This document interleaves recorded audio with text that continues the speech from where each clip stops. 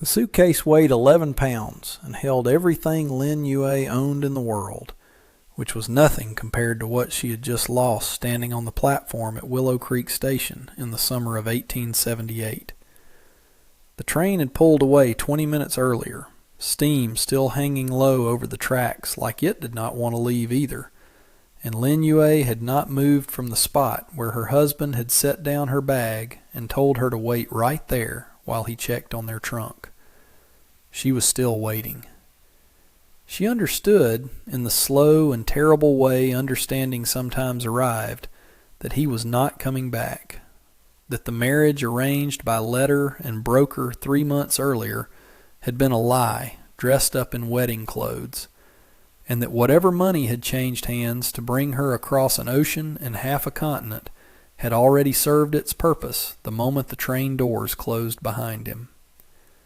She was 22 years old, and she stood on a wooden platform in a territory she could not have found on a map 2 months prior, wearing a gray prairie dress gone tattered at the cuffs from the journey, her dark hair loose and tangled from 3 days without a proper mirror, and she did not cry, because crying required believing that someone nearby might care, and the faces turned toward her on that platform made it clear that no one did. A cluster of townswomen stood near the depot office, parasols angled just enough to suggest modesty, while their eyes did nothing modest at all. One of them, stout and pink-faced beneath a bonnet the color of a robin's egg, murmured something behind her gloved hand that made the woman beside her laugh, sharp and short, the kind of laugh meant to be heard. A man in a string tie, leaning against the depot wall, spat a stream of tobacco onto the boards and said, loud enough to carry, that some men would import trouble all the way from China rather than court a decent local girl. Nobody stepped forward. Nobody offered a hand or a kind word. Lin Yue stood very straight, because straight was the only posture left to her, and she looked down the empty tracks as if her husband's absence were a puzzle she might yet solve if she stared hard enough. The heat of the platform boards pressed up through her thin shoes, and somewhere behind the depot a dog barked twice and went quiet. And still she stood, because sitting felt like surrender, and she had not yet decided to surrender. A station master finally approached, an older man with ink-stained fingers and a ledger under one arm, and he asked, not unkindly, but not warmly either, whether she had somewhere to go. She told him she did not know. He glanced at the ledger as if it might contain an answer, found none, and excused himself back into the depot office, leaving her exactly as alone as she had been before he asked. That was when Walter Bragg crossed the platform toward her, and every head on that boardwalk turned to watch him do it. Walter was 53 years old, built like a man who had spent 3 decades wrestling cattle and losing exactly none of those fights, with a gray beard trimmed close and hands scarred white in a dozen places from rope burn and barbed wire. He owned a spread 11 miles outside town, the Bragg Ranch, 400 acres of grass and creek bottom that he had built up alone since his wife passed of fever 6 years back, and he was not, by any account the town would have given you, a man given to public gestures. He walked with the particular deliberateness of someone used to being watched and long past caring about it, and when he stopped in front of Lin Yue, he took his hat off. That alone was enough to make the parasol women go quiet. "Ma'am," he said, "looks like you've been left standing a while." Lin Yue's English was careful, learned from a missionary school in Canton, and sharpened by 3 months of forced practice, and she chose her words the way a person chooses footing on ice. "My husband," she said, "has not returned." "I noticed that." Walter's voice was low and even, no pity in it, which surprised her more than kindness would have. Notice the train's gone, too. Noticed it's been gone 20 minutes, and you're still standing exactly where he left you. I do not know this town, she said. I do not know where I would go. She had rehearsed, on the long train ride west, a dozen versions of the life waiting for her at the end of the tracks, and not one of those versions had included standing alone on a strange platform with nothing but a bag at her feet and a town full of strangers deciding what to make of her. Behind Walter, the woman in the robin's egg bonnet said, not quietly at all, that decent folks did not make a habit of taking in whatever the trains left behind. And Walter did not turn around, but something in his shoulders went rigid, the way a horse's ears pin back before it bites. Mrs. Calloway, he said, still facing Lin Yu, you got something to say, you can say it to my face instead of my back. The platform went very quiet. Mrs. Calloway's mouth opened and then closed again, and she found something urgent to examine in her parasol's fringe. Walter crouched just slightly to pick up Lin Yu's suitcase before she could reach for it herself, and when he straightened, he looked at her directly, the kind of look that measured a person's worth by something other than their circumstances. I've got a spare room at my place, he said. Been empty 6 years. I'm not offering you charity, understand. I run 400 head of cattle and a garden that's gotten away from me since my wife passed, and I could use hands that know work. You look to me like a woman who knows work. You do not know me, Lin Yu said. No, Walter agreed. But I know what a man looks like when he's done something shameful and run from it. And I know what a decent person left holding the consequences looks like. And you're the second one, not the first. Whatever you decide, I'm not leaving you standing on this platform another hour with these buzzards circling. She looked past him at the townspeople, at faces arranged in various shades of judgment and amusement, and she thought of the long ocean crossing, the broker's promises, the husband whose name she had said in front of a magistrate 3 months before and would likely never see again. She thought that she had exactly 11 pounds of belongings and no money that had not already been spent by a man who was, by now, likely 2 towns away. But therefore, when Walter Bragg extended his rough, scarred hand toward her suitcase and waited without pressing, she found that the alternative to trusting a stranger was standing on this platform until the sun went down, and that was no alternative at all. I will come, she said, but I will not take your kindness as a debt I cannot repay. Something shifted in Walter's weathered face. Not quite a smile, but close enough. Didn't figure you would, he said. Wagons this way. The ride out to the Bragg ranch took the better part of an hour, the road cutting through open grassland gone gold with summer heat, and Lin Yu sat with her hands folded in her lap and her suitcase between her feet, watching a landscape so vast and empty it made the crowded streets of Canton feel like a memory from another life entirely. Walter did not fill the silence with unnecessary talk. He pointed out landmarks when they came into view, the creek that marked the eastern boundary of his land, a stand of cottonwoods where he'd buried his wife, the low hills that turned violet at dusk. But mostly he let the quiet sit between them, and Lin Yu found she was grateful for that more than she could have said. Once when the wagon hit a rut and jolted hard, his arm came up instinctively to steady her before she'd even fully registered the jolt herself, and he withdrew it just as quickly, saying nothing, and she noticed the gesture more than she let on. The ranch house, when it came into view, was modest but solid, clapboard siding gone silver with weather, a porch that wrapped around 2 sides, and behind it a barn and a scatter of outbuildings that spoke of a working operation rather than a showpiece. A ranch hand named Otis Merrick was mending a section of corral fence near the barn, and he straightened when the wagon pulled in, squinting at Lin Ye with an expression that was not unkind, but was not entirely welcoming either. "Boss," Otis said, wiping his hands on his trousers as he approached. "Didn't know we were expecting company." "Weren't expecting it myself," Walter said, climbing down from the wagon seat. "This is Lin Ye. She'll be staying on, helping around the house and garden." Otis's eyes flicked between Walter and Lin Ye, and something calculating moved behind them, though he said nothing more than a stiff greeting before returning to his fence work.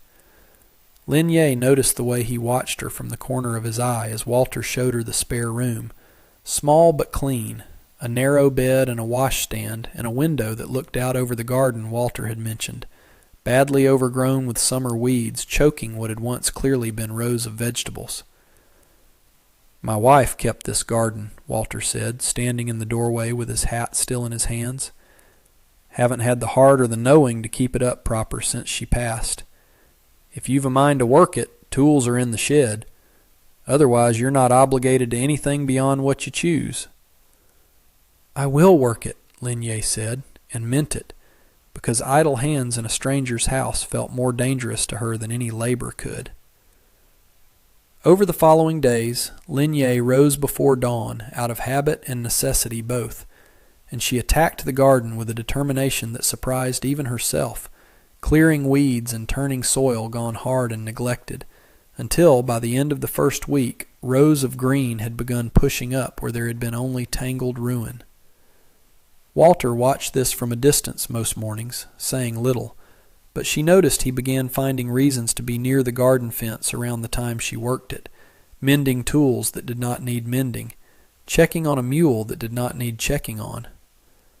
Otis Merrick noticed too, and his stiffness toward her did not soften the way Walter's had. "Folks in town are talking," Otis said to Walter one evening, when he thought Lin Ye was out of earshot fetching water from the well. She was not. "Man takes in a Chinese woman abandoned by her husband. People start asking questions about what kind of arrangement that really is." "Let 'em talk," Walter said, and his voice had gone flat in the way Lin Ye was learning meant he had already decided something and would not be moved from it. "I've buried a wife and spent 6 years alone on this land, Otis. I don't much care what Mrs. Calloway thinks she knows about my household." "I'm not saying it for my own sake, boss. I'm saying folks in town don't take kindly to what they don't understand, and this territory's got a way of making trouble for anyone who stands out."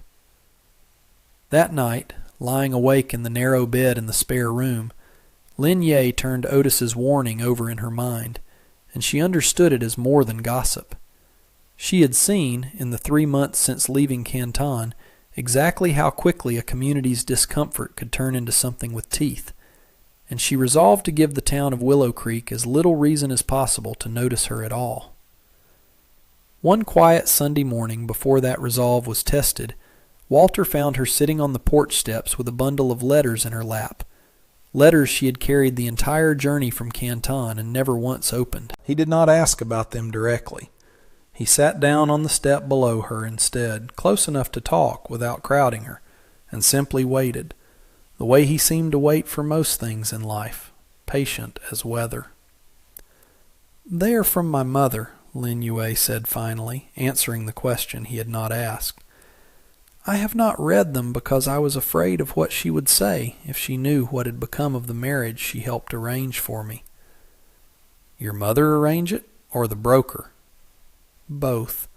She believed it would give me a better life than the one available to me in Canton. She was not wrong to hope for that. She was only wrong about the man."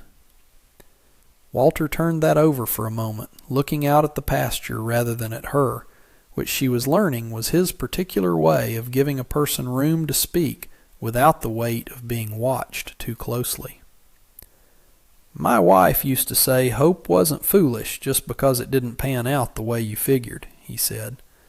"Said the foolish part was refusing to hope again after." "Is that what you have done? Refused to hope again?" "Was," he said, "working on the was part." He glanced at her then, brief and unguarded, and something passed between them that neither named, and after a while she opened the first letter and read it slowly, and did not explain what it said, and he did not ask, and the quiet between them held nothing uncomfortable in it at all. That resolve of hers lasted exactly 12 days longer, until the afternoon a rattlesnake dropped down from the woodpile stacked against the side of the barn and struck at Otis Merrick's leg while he was hauling firewood, and the whole quiet, careful arrangement of the ranch cracked open into something far more dangerous. Otis went down hard, cursing, clutching at his calf where the snake's fangs had caught fabric and skin both, and the commotion brought Walter running from the far pasture, but he was 300 yards off and closing too slowly. Lin Yue was closer. She had been in the garden not 40 feet away, and she reached Otis before Walter had covered half the distance, dropping to her knees beside him without hesitation, her hands moving with a steadiness that belied the pounding of her own heart. "Do not move your leg," she said, her voice sharper and more commanding than Otis had ever heard it. "Movement spreads the venom faster through the blood." "Get Walter," Otis gritted out. "Get someone who knows what they're doing." "I know what I am doing." She had learned wound care from the missionary sisters in Canton, had watched them treat snake bite and infection alike with a calm efficiency that had stayed with her long after she left their school, and now that knowledge rose up in her hands without her needing to think through each step. She examined the puncture marks, 2 clean holes just above his boot line, and she tore a strip from the hem of her own dress without a second's hesitation to bind above the wound, not tight enough to cut off blood entirely, but firm enough to slow the venom's travel. "We need to get him to the house," she said, as Walter finally arrived, breathing hard. "Keep the leg lower than his heart. Do not let him walk on it."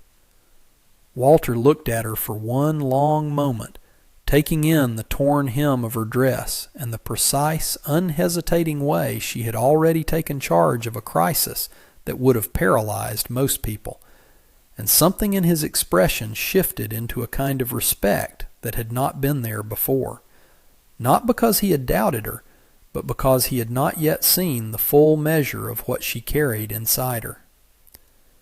They got Otis back to the house between them, Walter half carrying him while Lin Yue kept pace beside them, issuing instructions in a voice that left no room for argument. She kept the wound clean, kept Otis still and calm through the worst of the swelling and fever that followed over the next 2 days, sitting up with him through the second night when the fever ran highest, cooling his forehead with a damp cloth and speaking to him in a low, steady voice whenever he grew delirious enough to thrash, until by morning the fever had broken and his breathing had settled.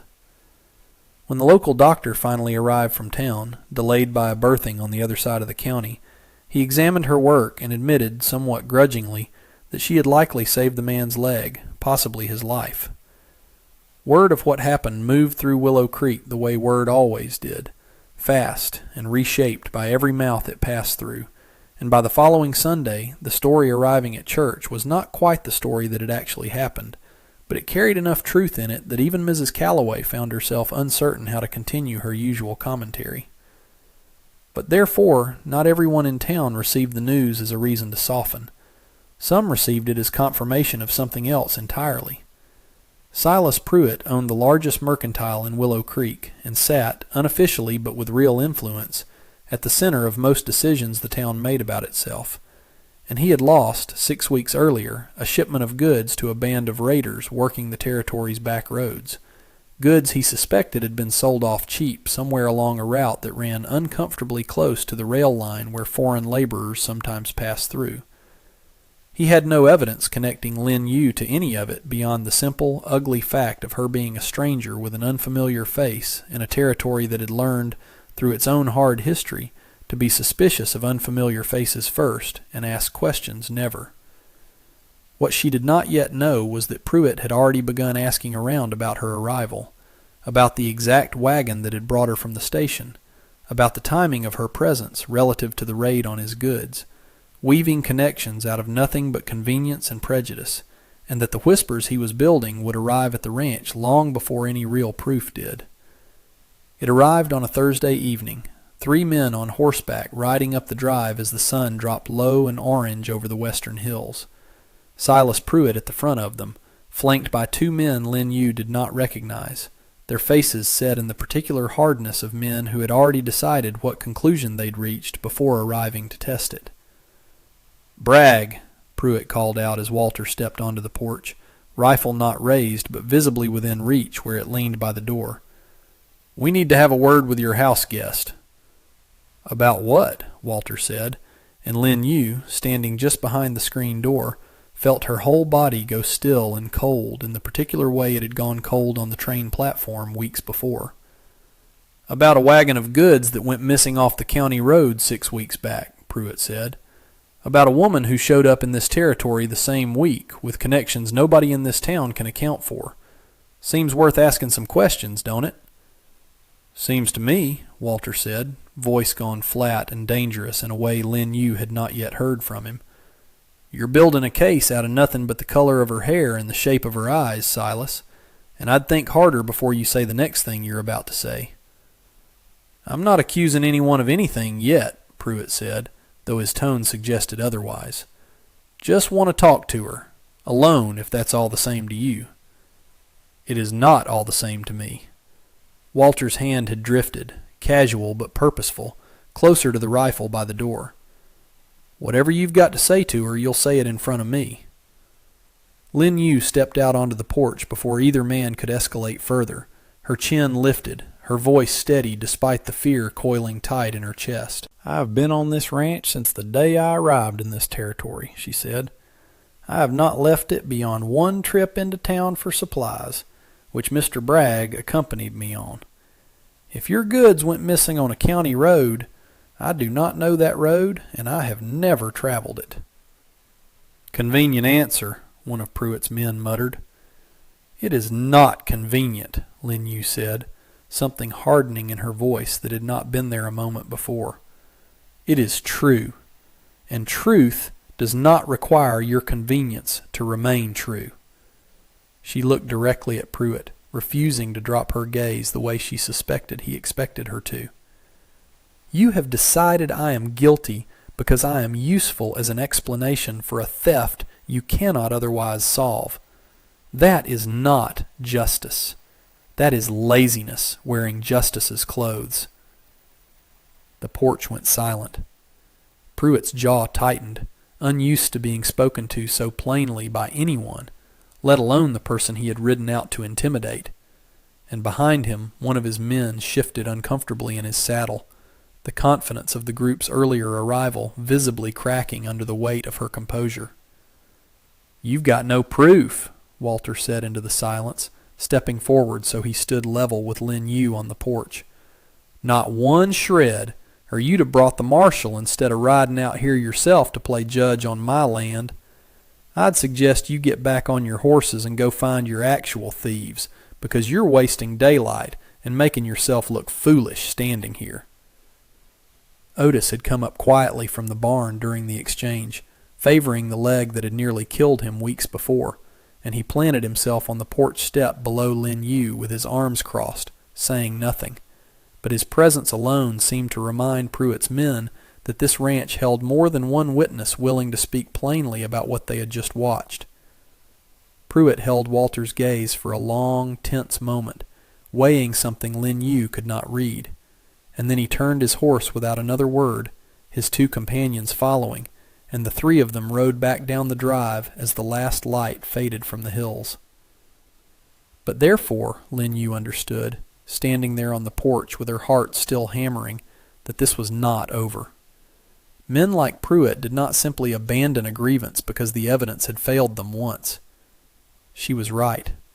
Within the week, a fresh rumor moved through Willow Creek, more dangerous than the first because it was aimed not at proving her guilt, but at making her presence on the Bragg ranch a moral scandal too costly for Walter to ignore.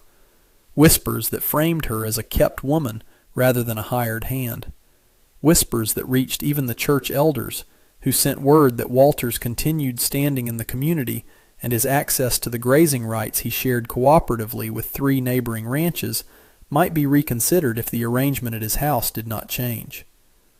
Walter told her about this on a warm evening on the porch, after Otis, now walking again on a leg saved by her steady hands, had gone to check the horses, and his voice carried a weight she had not heard from him before, something between anger and a grief he was trying not to show her. "I won't send you away," he said. "I want you to know that first, before anything else I say. Whatever they threaten, whatever it costs me, I won't do that." "But it will cost you," she said quietly. "Your grazing rights, your standing." "Some things are worth more than standing." He turned to face her fully, and in the fading light his weathered face held an honesty she had not seen him allow before. "I built this ranch alone after my wife died because I told myself work was enough, that I didn't need anything more than 400 acres and enough cattle to keep me busy till I followed her into the ground. Then you stood on that platform refusing to fall apart in front of people who wanted to watch you fall apart, and I understood I'd been lying to myself for 6 years about what enough actually meant." Lin Yu felt something in her chest that she had been holding rigid since the train platform finally began to loosen, a tightness she had not admitted to herself she was carrying. "I do not want to be the reason you lose what you built," she said. "You're not the reason I might lose it. Pruitt and men like him are the reason. You're the reason I've decided it's worth the fight." He reached out, slow enough that she could have stepped back, and took her hand in his, calloused fingers closing gently around hers. "I'm not asking you for anything you're not ready to give, Lin Yu. But I'd be lying if I said I hadn't started hoping you'd choose to stay here as something more than hired help." She did not pull her hand away. "I have spent 3 months believing I was worth exactly what a broker's letter said I was worth," she said.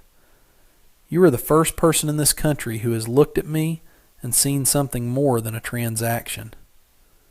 "Then let me keep looking," Walter said, and the words carried none of the polish of a practiced suitor, only the plain honesty of a man who had run out of reasons to hide what he felt. The confrontation that finally broke the standoff with Pruitt came 2 weeks later, when the real thieves, a small band operating out of a line shack 11 miles north, were caught by the county marshal attempting to sell off the last of the stolen goods to a buyer in the next territory over. Goods that included a distinctive set of silver-plated harness buckles Pruitt himself identified from his original shipment. The truth, once it surfaced, moved through Willow Creek even faster than the original rumor had, and Pruitt found himself in the uncomfortable position of having accused an innocent woman publicly while the actual culprits had been operating in plain sight the entire time. He rode out to the ranch once more, alone this time, and stood in the yard with his hat in his hands, in a rough echo of the way Walter had once stood on the platform. And though the words that came out of him were stiff and clearly costly, he told Lin Yu that he had been wrong to accuse her, and that the mercantile would extend her credit same as any other rancher's household from that day forward. He did not apologize with any real warmth. Men like Silas Pruitt rarely did. But the whispers about the arrangement at the Bragg ranch quietly dried up after that, replaced by a grudging, unspoken acknowledgment among the townspeople that they had been wrong about her, an acknowledgment that arrived not through any grand gesture, but through small changes. A nod from Mrs. Calloway at the general store, an invitation to the church social that Lin Yu chose, deliberately, to accept, standing near the refreshment table in a dress she had mended herself, and answering every curious question put to her with the same steady composure she had carried since the day she stepped off that train. 3 months after the day Walter Bragg crossed a train platform to pick up a stranger's suitcase, the garden behind the ranch house had become the most productive plot of land in the county, rows of vegetables feeding not just the household, but enough surplus that Lin Yu had begun trading preserves at the general store for fabric and thread, building a small, independent income that was entirely her own. She had also, in that time, begun teaching 2 of the neighboring ranch wives how to put up preserves the way the missionary sisters had taught her, an exchange of knowledge that turned into regular Tuesday gatherings on the Bragg porch, laughter drifting out over the pasture in a way the house had not heard in the 6 years since Walter's first wife passed. The Tuesday gatherings grew slowly to include a 3rd neighbor, then a 4th, until the porch could barely hold the chairs required. And more than once Walter found himself standing at the edge of the yard just to listen to the sound of it, a sound his house had gone without for far too long. Otis Merrick, walking without a trace of a limp, had become, somewhat to his own surprise, one of her staunchest defenders in town, having decided that a woman who had saved his life with her own steady hands deserved better than the suspicion he'd first offered her. And he took to introducing her to newcomers at the feed store with a note of proprietary pride, as though her competence reflected well on the whole ranch and therefore on him. And Walter Bragg, who had spent 6 years telling himself that solitude was simply the shape his life had settled into, found himself standing at the same garden fence most evenings, no longer inventing reasons to be there. On a warm evening in early autumn, with the last of the summer heat finally beginning to break, Walter found Lin Yu in the garden among the rows she had built back from ruin with her own 2 hands, and he held out to her a small, plain ring, nothing fancy, the kind a rancher might afford rather than the kind a broker might promise. "I'm not asking you to marry a stranger this time," he said.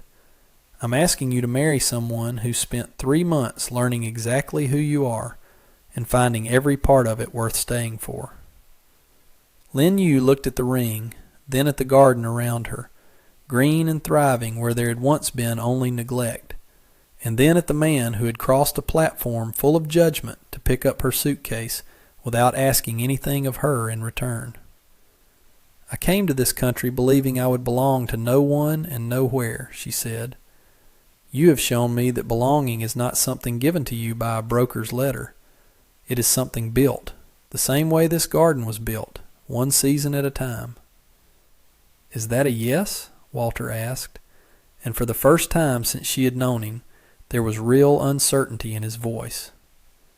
"That is a yes," she said, and the smile that broke across her face was the first one Willow Creek had ever seen from her, unguarded and entirely her own.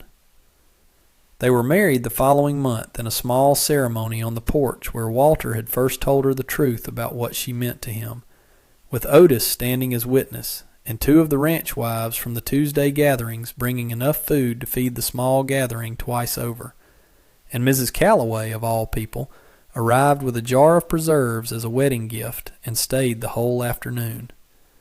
Lin Yu wore a new dress for the occasion, sewn from fabric she had traded her own preserves to earn, and when she looked out at the small crowd gathered in a yard that had once belonged to a lonely widower and a garden gone to ruin, she thought that this, finally, was the life the broker's letter had promised and never delivered, built not through arrangement, but through the slow, deliberate work of 2 people choosing each other again and again until the choosing became simply the truth of how they lived.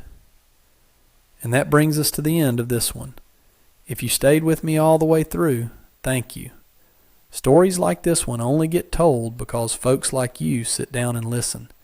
If you liked what you heard, go ahead and hit that like button. And if you want more stories from the old frontier, subscribe so you don't miss the next one. Until then, take care of yourself, and thanks again for being here.